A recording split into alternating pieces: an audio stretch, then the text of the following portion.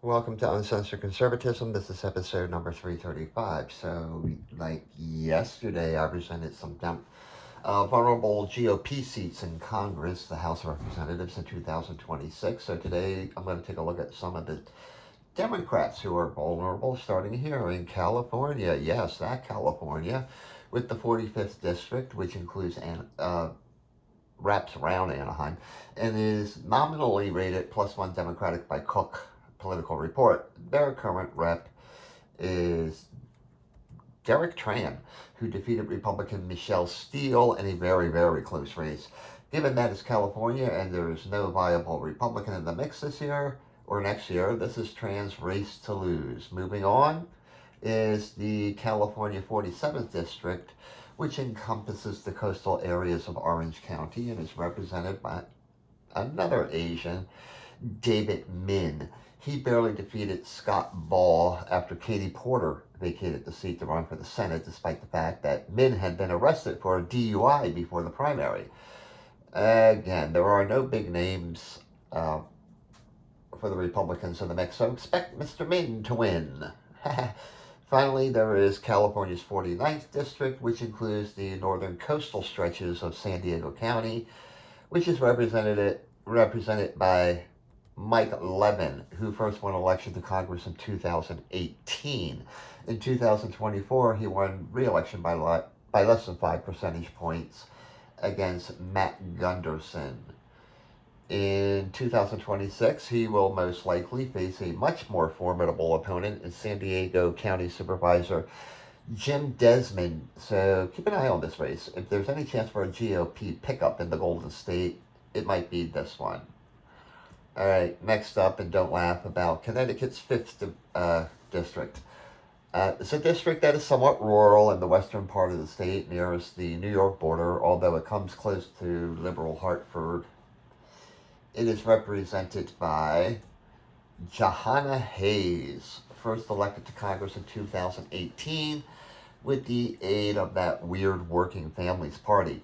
She had a close scare in 2022, an off year like 2026, against George Logan, but sadly defeated him in 2024. Now, Logan's not back for a rematch, and with no viable Republican entering the race, it's hers for the taking. But this is nominally rated +3 for the Democrats with the Cook Political Report, so you never know. With Illinois, the poster child for gerrymandering, there are 2 districts in the state where things could get interesting with the right people, starting in, that's a gerrymandered district in Illinois. You have to excuse my cough. Illinois' 8th district.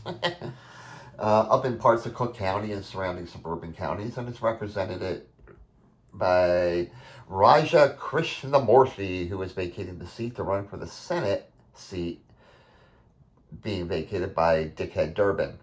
There's no shortage of potential Democrats already declared, with Junaid Ahmed leading in the money game so far, but Cook County Commissioner Kevin Morrison, the one with the name recognition and record. On the Republican side, thus far facing no competition, is businessman Mark Rice. Being in Illinois, being the Chicago area, it would take a Herculean task for a Republican to win. The best thing is the Democratic Party will likely be a race to the liberal bottom.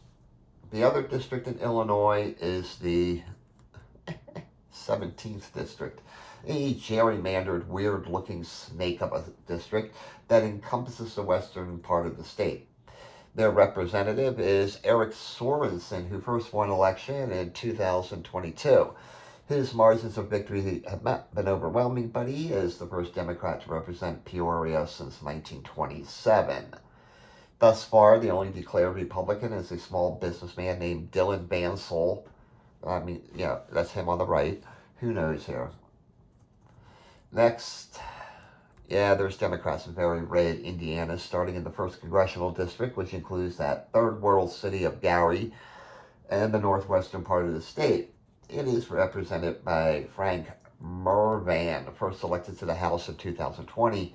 He won rather convincingly in 2024 and likely will again, as there is no big name Republican in the mix.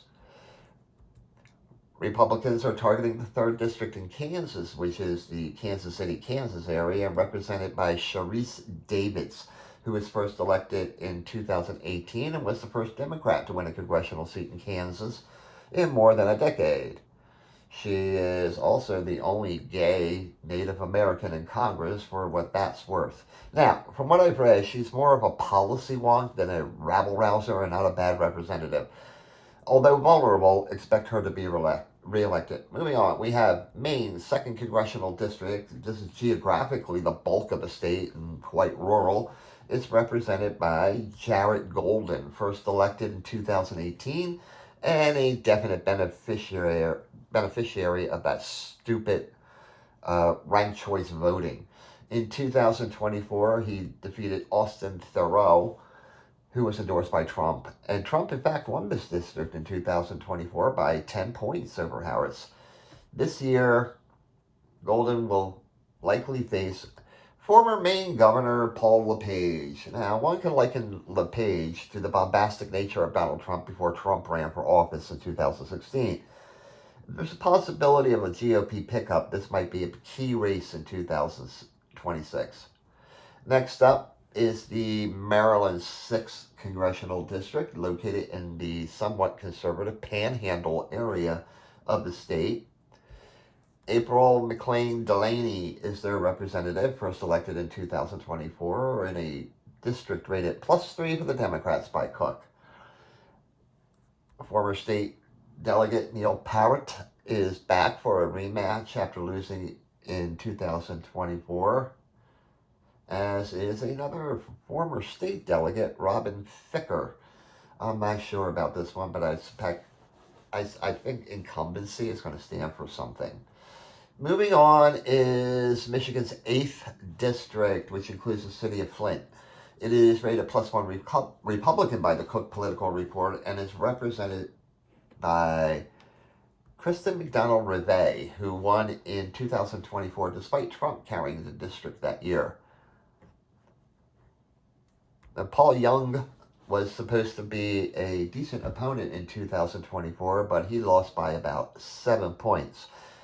That said, no viable Republican has stepped forward, except for this guy, Amir Hassan, a former Marine.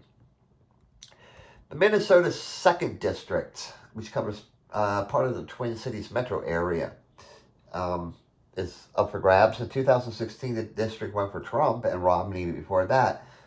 But it's proved vexing of late because in 2018, Angie Craig became their representative and has been targeted ever since. The closest to her beating her was Tyler Kistner in both 2020 and 2022. And he's back in the 2026 race, and the target is easier because, well, it's an open race since Craig is running for the Senate to replace Tina Smith. On the other side is State Senator Matthew Klein and former State Senator Matt Little. Since it's an open race, I'm going to call it a toss-up. Next is Nevada's 1st Congressional District, which includes Henderson and part of Las Vegas. Their rep, Dana Titus, first won election in 2008, lost in 2010, then regained the seat in 2012 and hasn't looked back. Still, her margins of victory have not been much to write home about. She may face former State Assembly member Jim Marchant or State Senator Carrie Ann Buck. There is also the Nevada 3rd Congressional District, which is parts of Las Vegas and most of Clark County, and represented by Susan, call me Susie Lee. She was first elected in 2018. Like Titus, her margins of victory have all been relatively close. In 2024, Trump actually won the district by 1 percentage point. For the GOP, there is one big name, Marty O'Donnell. He is the man behind the audio and music in the Halo video game series for Xbox, and he's worth a shitload of money. So, next up is the New Hampshire 1st Congressional District. Their rep is Crip Pappas, who is vacating the seat to run for the Senate seat. which is being vacated by Democrat incumbent Jean Shaheen. Although only rated +2 Democrat by Cook, this is the more liberal of the state's two districts. Although an open race, there are three viable Democrats, starting with the most likely winner, Stephanie Shaheen, the daughter of the outgoing senator who sits on the city council of Portsmouth. However, don't count out fellow Democrat Maura Sullivan, a former official in the Obama administration. To date, no viable Republican has stepped forward, although State Representative Brian Cole may be the man. The other district in New Hampshire is held by freshman Democrat Maggie Goodlander, who won in 2024 by about 5 percentage points against Lily Tang, who is back for a rematch this next year. So, next up is New Mexico's 2nd Congressional District, represented by Gabe Vasquez. This is a swingish district that's been going back and forth between parties of late. The problem is no viable Republican has thrown their hat in the ring thus far, so maybe Vasquez will dodge a bullet this year. Unlike Trump. There's three vulnerable Democrats in the very gerrymandered state of New York, starting with the 3rd District, which happens to be the wealthiest one in the state. It's also the district won by George Santos, who was expelled by the House and now sits in a federal prison in New Jersey. In a special election, Democrat Tom Souza won the seat. In 2024, Trump won this district. Although Cook raced this district even, no Republican has announced their intention to run thus far. Then there's the 4th District that lies in central and southern Nassau County, is rated +2 Democrat by Cook. Their rep is freshman Lauren Gillen, who ousted a Republican incumbent. Like the 3rd District, no viable Republican has stepped forward, so we're going to have to wait and see on this one. But put it as Democrat retention in 2026 for now. Finally, in New York is the 19th District, located in the Catskills and Greater Albany region and Hudson Valley. Josh Riley won in 2024 and is a freshman congressman, defeating incumbent Republican Mark Molinaro. Like the other seats that play in New York, no viable Republican has come forward. So come on, GOP, get your shit together up there in New York. North Carolina's 1st Congressional District is located in the northeastern part of the state along the border with Virginia. It's part of what is known as the Black Belt. And it should come as no surprise that Don Davis is their rep, first winning in 2022. Next year, he'll probably most likely face Sandy Roberson for the job, who is the mayor of Rocky Mountain. The problem for Roberson is that he's white. However, he has outraised Davis 2-1, so this may be a possibility come 2026. Moving on, there is Ohio's 1st Congressional District, tucked in the southwestern corner of the state, all the way down here, as you can see, and represented by Greg Landsman, who first won election in 2022. The key to Democratic victory in this area is it includes Cincinnati, and no viable Republican has stepped forward so far. The other district in Ohio is the 13th, which encompasses the Akron and Youngstown areas. Amelia Sykes is their current representative, having first won the seat in 2022 and re-election in 2024 in 2 very close races. Democrats have won at the presidential level dating back to at least 2008 in this district. Unlike other areas, the GOP is likely running for former state senator Kevin Coughlin in 2026. With the right set of circumstances, this seat could flip in 2026. Now, you wouldn't think it because, well, it's Oregon, but the 5th District may be in play. It lies to the south of Portlandia, and their representative is Janelle Bynum, a freshman Democrat who defeated her Republican, Lori Chavez de Raymer, in a very close race in 2024. Since no Republican has announced their intentions to run yet, keep this seat for the Democrats for now. But it's Oregon, so there's probably be a Democrat. And leaving aside the proposed new congressional map in Texas, the current 28th district, located in the deep south of the state, stretching to the San Antonio suburbs, was a target regardless. The district is rated +2 Republican by Cook, but represented by Henry Cuellar, first elected in 2004. His most likely opponent for the GOP will be Mayra Flores, who has the name recognition and the money to flip a very, very vulnerable seat, redistricting or not. In fact, Cuellar may have been the most vulnerable Democrat nationally in 2026. Moving on is the 7th District in Virginia, which is basically the southern suburbs of D.C. In 2024, this certified asshole, Eugene Vindman, who was the impetus behind Trump's first impeachment over a fucking phone call, this piece of human scum, the great savior of democracy, was endorsed by no less a person than another piece of scum, Adam Schiff. This is considered the most competitive of the D.C. region districts in Virginia. My money is on State Senator Tara Ann Durant to take on Vindman in 2026. Whether she can unseat this fat asshole remains to be seen. And our last vulnerable Democratic seat is the Washington 3rd Congressional District in the southwestern part of that state on the border with Oregon. Marie Gluesenkamp Perez, who looks like a character from the Netflix series Wednesday, first won election in 2022, unseating it